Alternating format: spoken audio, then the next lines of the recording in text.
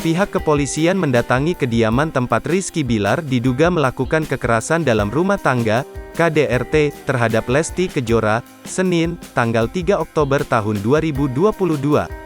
Tujuan kepolisian mendatangi kediaman Rizky Bilar dan Lesti Kejora adalah untuk melakukan olah tempat kejadian perkara, TKP, di kawasan Jalan Gaharu, Cilandak, Jakarta Selatan. Saat olah TKP, Ketua RT setempat turut serta mendampingi kepolisian melakukan olah TKP di kediaman Rizky Bilar dan Lesti Kejora.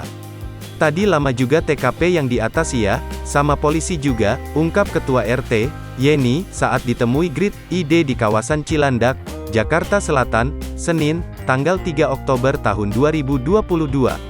Tapi saya hanya mengawas, cuma membantu nemenin dan itu kita ke TKP ke rumahnya, kamarnya Lesti, ke kamar L, jelas Yeni.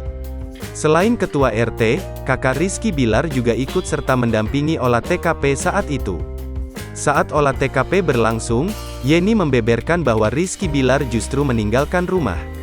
Bilarnya pas saya ke sana, keluar sama mobil, polisi masuk, Bilar keluar, ungkap Yeni. Namun, Yeni tidak mengetahui nomor mobil yang dipakai Rizky Bilar saat itu.